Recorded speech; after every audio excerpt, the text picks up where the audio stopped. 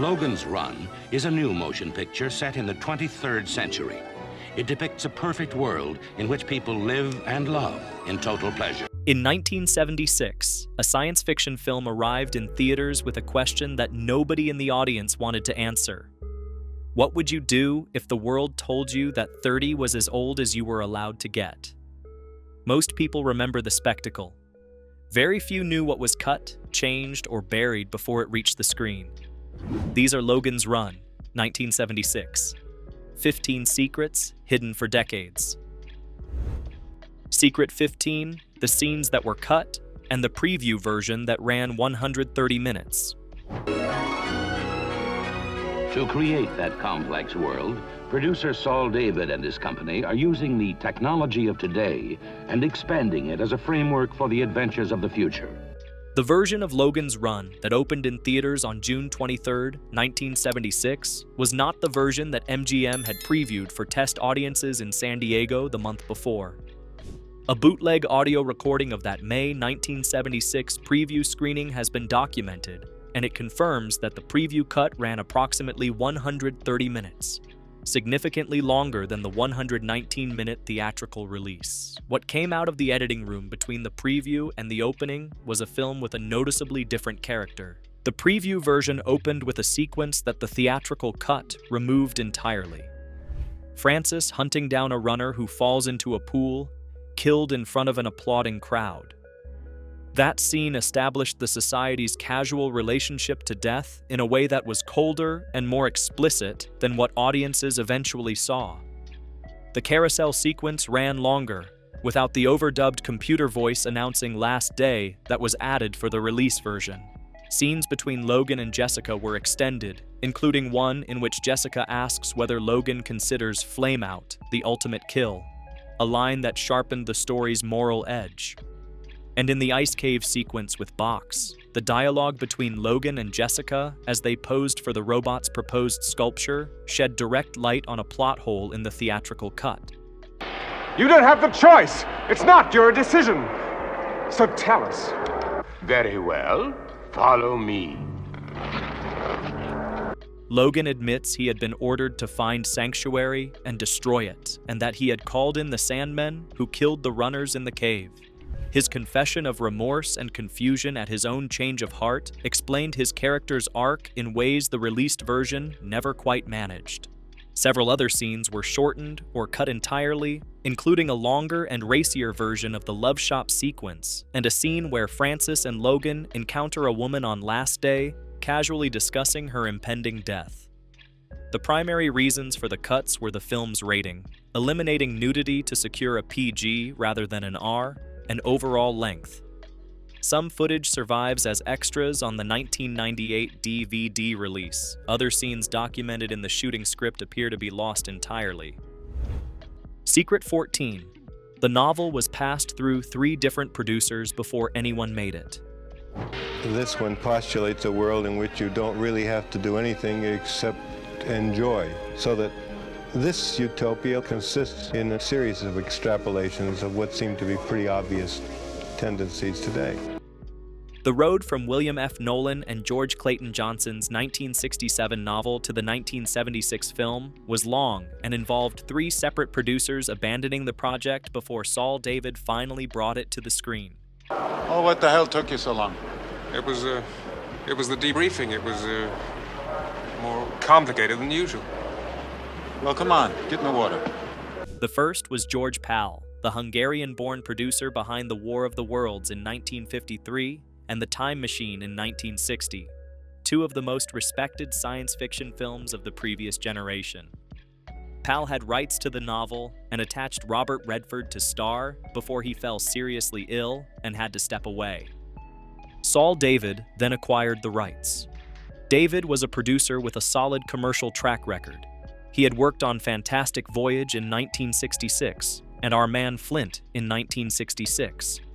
He attached Jon Voight and Lindsay Wagner as his lead choices and envisioned James Cagney in the role that eventually went to Peter Ustinov.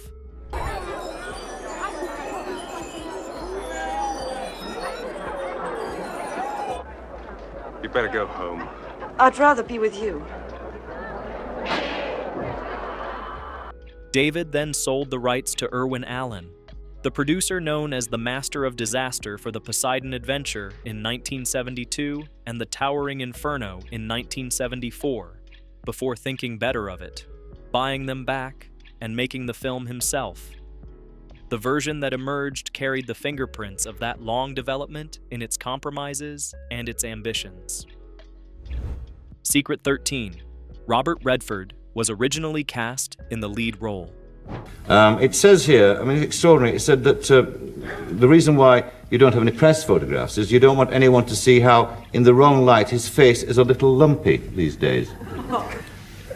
Well, I've taken my lumps, but I don't know. I couldn't understand it. It was like Welcome to London. Yeah, wasn't it? Yeah, I couldn't understand why. I'd never met the person.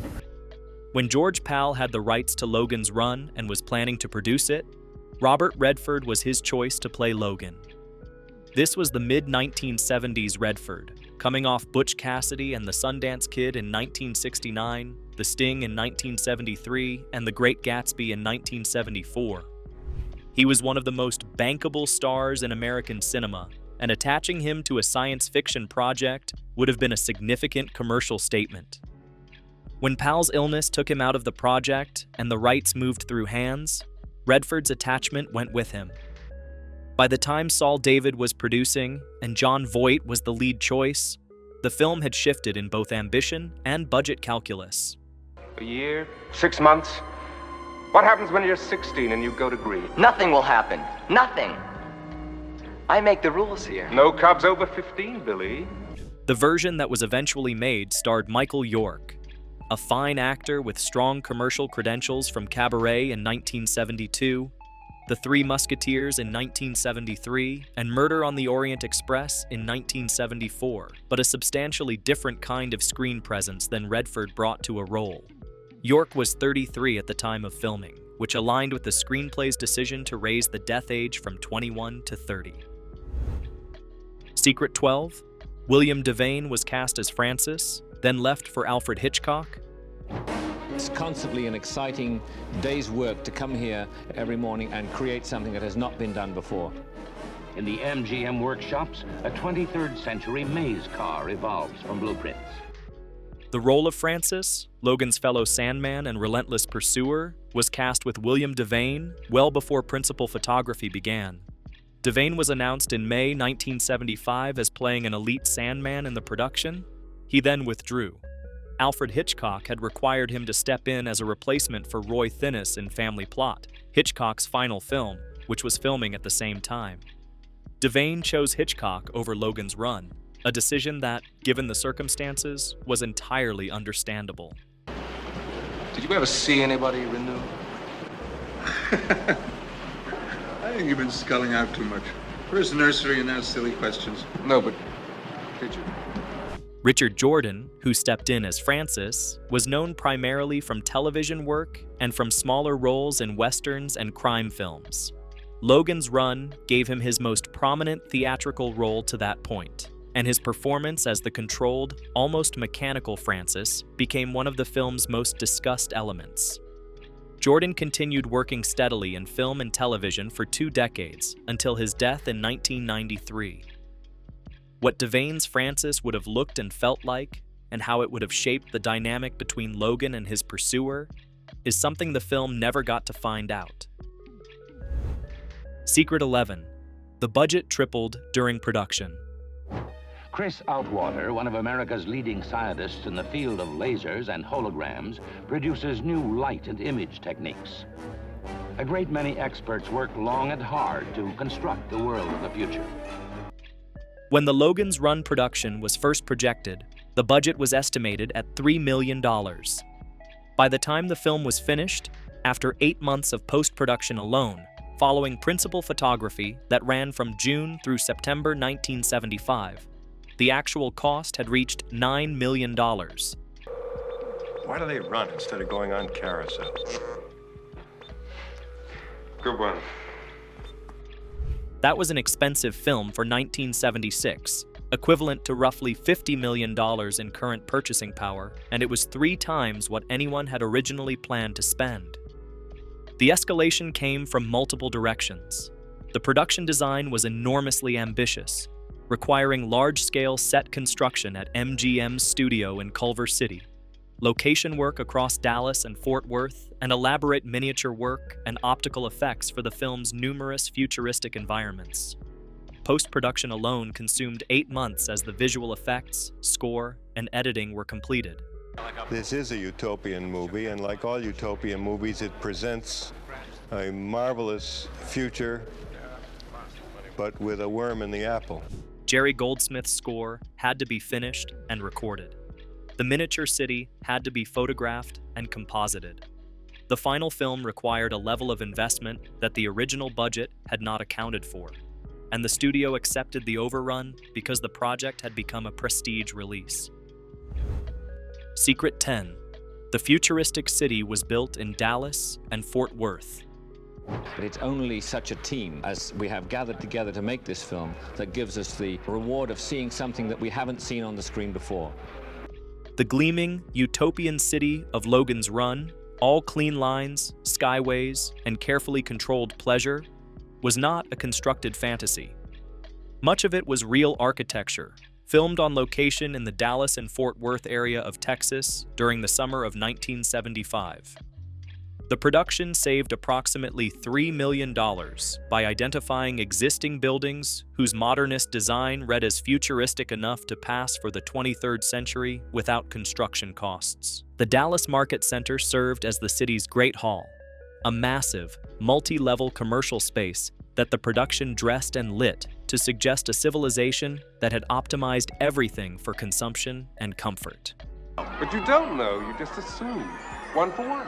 What everyone's been taught to believe. 1 for 1. Well, why not? That's exactly how everything works. Keeps everything in balance. The OZ nightclub on Lyndon B. Johnson Freeway in Dallas became the Love Shop sequence. The Zales Jewelry Building on Pegasus Park Drive in Dallas served as Sandman headquarters. The Fort Worth Water Gardens, a dramatic civic water feature completed in 1974, just 1 year before filming, became the pool through which Logan and Jessica escape. I'll have to tell him. We're gonna try and get in through here. Oh, yeah. I'm sorry, I don't think you can make it. The health center in Arlington, Texas, served as the Sandmen's Gymnasium. For the outdoor trek from the city to the ruins of Washington, D.C., the production moved to Fox Movie Ranch in Malibu, California. Some of these locations no longer exist. The Dallas Apparel Mart was demolished years after filming. Others remain, though access has changed significantly. The Fort Worth Water Gardens is still standing, though after 4 people drowned there in 2004, the depth of the active pool was reduced from 9 feet to 2 feet, and swimming is now prohibited. The same pool that Logan and Jessica swim through in the film is still there, just considerably shallower. Secret 9. Farrah Fawcett got a star billing for a small role she almost shared with Jenny Agutter. You want there to be one, but that doesn't... It has to be. I know it exists. It has to. No, it doesn't. Not really. Just... Farrah Fawcett had a minor role in Logan's Run. She played Holly 13, a character at the plastic surgery salon where Logan attempts to get a new face. It was not a leading role, and under normal billing practices, it would not have warranted the prominent credit she received. The credit listed her as Farrah Fawcett Majors. She was married to actor Lee Majors at the time, and it appeared in a position well above what her screen time justified. The reason was straightforward.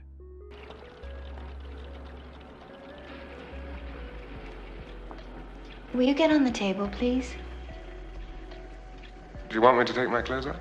Not for your face. By the time the film reached theaters, Fawcett had become a phenomenon through Charlie's Angels, which premiered on ABC in September 1976, the same summer Logan's Run was in release. MGM adjusted her billing accordingly, capitalizing on her sudden and enormous visibility. Purple. Do you think Charlie would look good in purple? Since we've never seen him, how would we know? Actually, I think I hate this color. Actually, so do I. What most audiences and critics did not know was that the original production had planned a more substantial scene between Fawcett's character and Jenny Agutter's Jessica, a physical fight that was described by the production as a knockdown, drag-out confrontation that got out of hand during filming. The scene was trimmed in the final cut. What remained was enough to put Fawcett's name on the poster at a useful moment. Secret 8. Hundreds of cats were kept on set for 2 weeks for Peter Ustinov's scene.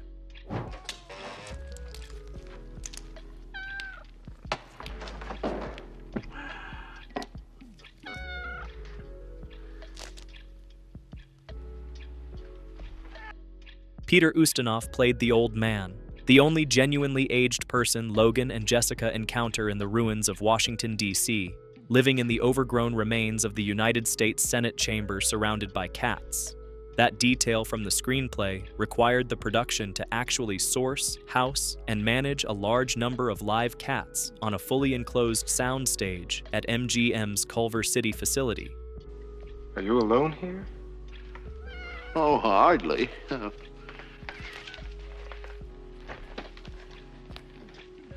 I got all these cats.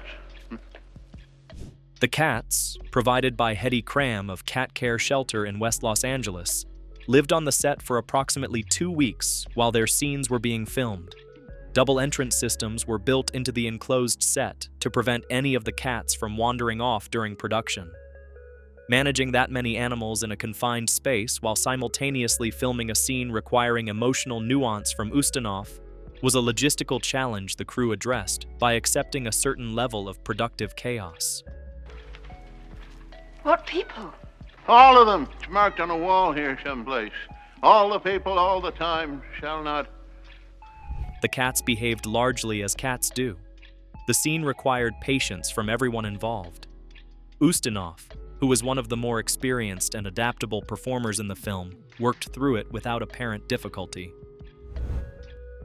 Secret 7. The film used a real sewage plant for the underground escape sequences.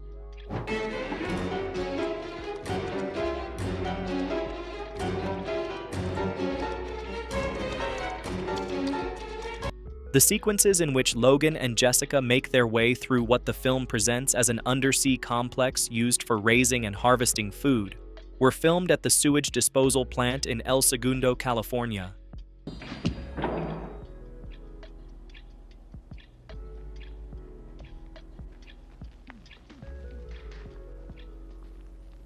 It was an abandoned section of an operational facility, and it provided the scale and industrial texture that the production needed without the cost of constructing equivalent sets. The crew spent several weeks working in the facility.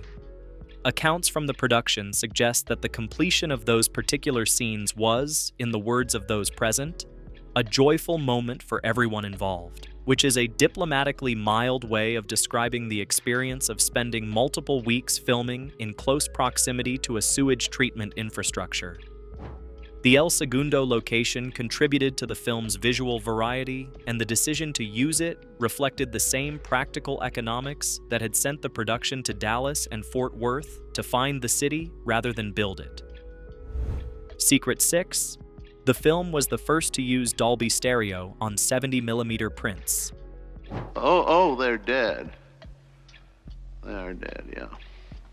Buried. Buried. They're buried. Logan's Run holds a specific and little-known technical distinction. It was the first film to use Dolby Stereo on 70mm prints.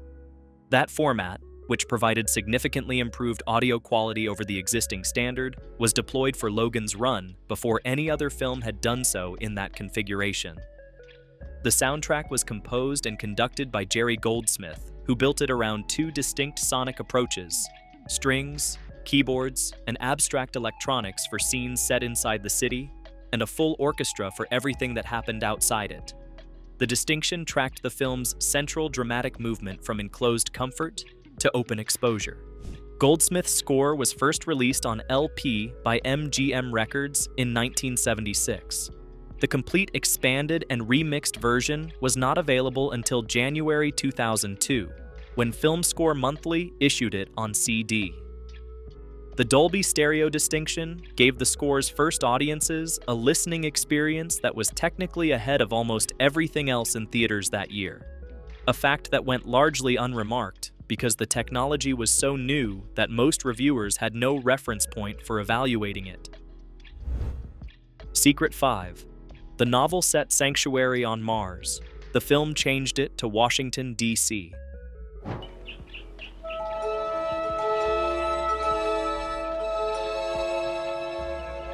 They've all got names and numbers on them.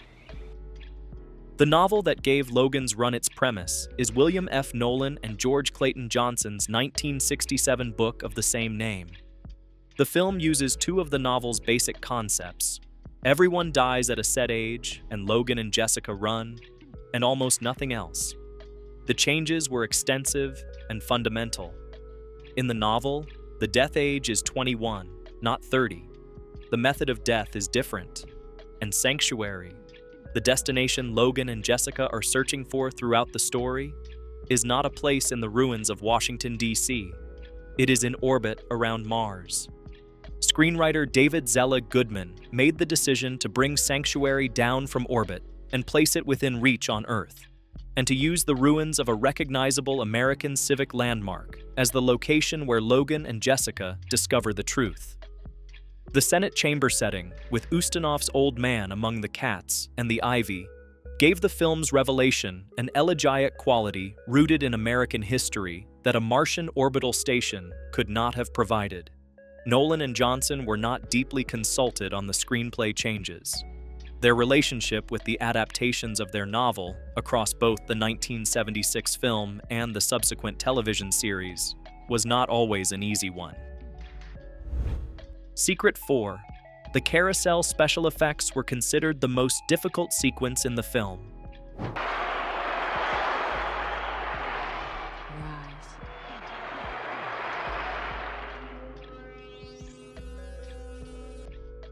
The carousel sequence, in which the city's residents gather to watch their contemporaries rise into the air during the renewal ceremony, levitating upward before being destroyed in a burst of light, was identified by the film's special effects supervisors L.B. Abbott and Glenn Robinson as the most technically difficult thing they were asked to do in the entire production. The sequence required performers to appear to levitate convincingly, which was achieved through hidden wire rigs. Coordinating the wire work with the production design, the lighting, the crowd of extras, and the optical effects that would be added later required careful planning across multiple departments.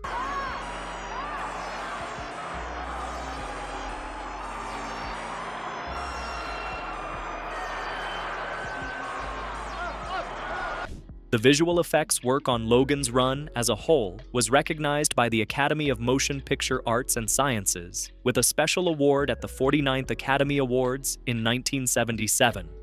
The same year, the award was shared with the 1976 remake of King Kong.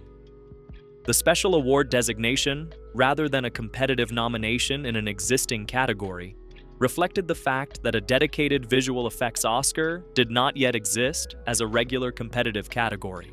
It was the Academy's acknowledgement that the work on Logan's Run had done something worth recognizing, even without a formal structure in which to recognize it. Secret 3. Star Wars made the film look dated almost immediately. Somewhere in space, this may all be happening right now. 20th Century Fox and George Lucas, the man who brought you American Graffiti, now bring you an adventure unlike anything on your planet.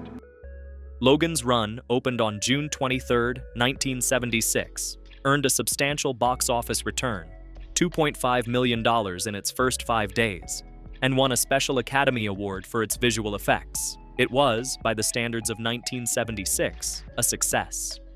In its opening weekend at 3 theaters in its platform release, it performed well.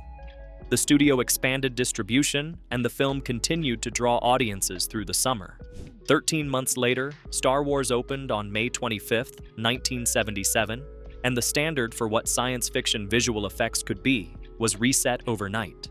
The miniature work, matte paintings, and optical compositing that had earned Logan's Run its Academy recognition looked in the context of what Star Wars showed audiences, like exactly the kind of work it was: sophisticated, expensive, and immediately superseded. The irony was complete and swift. I am C-3PO, human cyborg relations, and this is my counterpart, R2-D2. Hello. A film that had pushed its special effects as a selling point and been rewarded by the Academy for them, found those same effects recontextualized within a year by a film that changed everything about how science fiction cinema was understood. Logan's Run retained its audience through television broadcasts and home video, where it continued to find viewers for decades. A different kind of success than the theatrical blockbuster it had briefly been. But its position in the cultural memory of post-1977 science fiction audiences was permanently altered by Star Wars, a film that raised the bar high enough that almost everything made before 1977 had to find a different way of justifying its existence in the popular imagination. Secret 2. The film inspired a television series that ran for one season.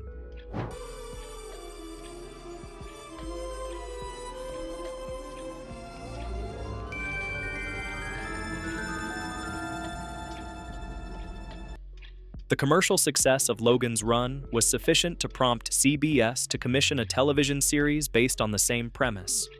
Logan's Run, the series, premiered in September 1977 and starred Gregory Harrison as Logan and Heather Menzies as Jessica, two different actors from the film's leads.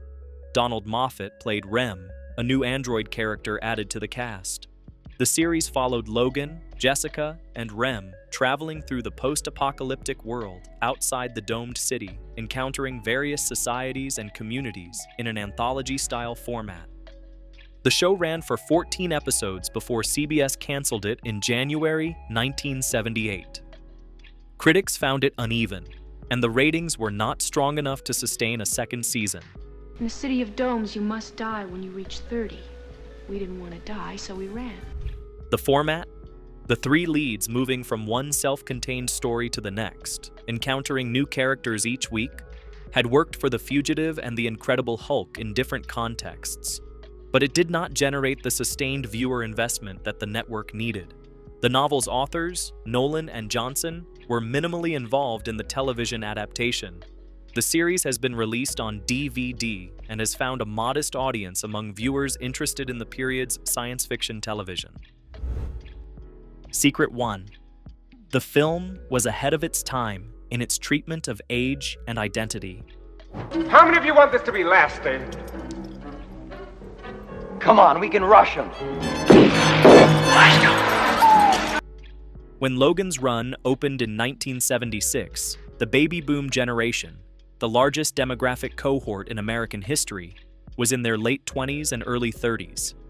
The film's central premise, that 30 was the threshold beyond which a society declared you expendable, landed with a specific cultural resonance for audiences who were either approaching that age or watching their peers reach it. The counterculture movements of the 1960s had generated a phrase, "Don't trust anyone over 30," that the film's premise took to its logical and lethal extreme. The film's critical reception was mixed, but its audience was large and sustained. Roger Ebert's review praised its visual ambition while noting unevenness in execution. The film won the Saturn Award for Best Science Fiction Film, was nominated for the Hugo Award, and earned its Academy recognition. In the 5 decades since its release, the questions it asked about how societies manage the relationship between youth and age, productivity and obsolescence, and comfort and freedom have not lost their relevance. If anything, those questions have sharpened. The film that felt like a stylish 1970s fantasy about a distant future has spent 50 years becoming, in small increments, more contemporary than anyone in 1976 intended it to be. Logan's Run tripled its budget, lost its original lead actor to a Hitchcock film, saved $3 million by shooting in Texas shopping centers and government buildings, used a sewage plant for its escape sequences, introduced Dolby Stereo to 70mm cinema, and won an Oscar for effects that Star Wars made look dated within 13 months. The longer version audiences never saw contained answers to questions the released film left open. The cuts were made for a rating, for length, and for the reasons that studios always make cuts. And what survived was still enough to last 50 years. If this one was worth your time, hit that like button and subscribe so you never miss another look behind the screen at the stories that shaped what we watched.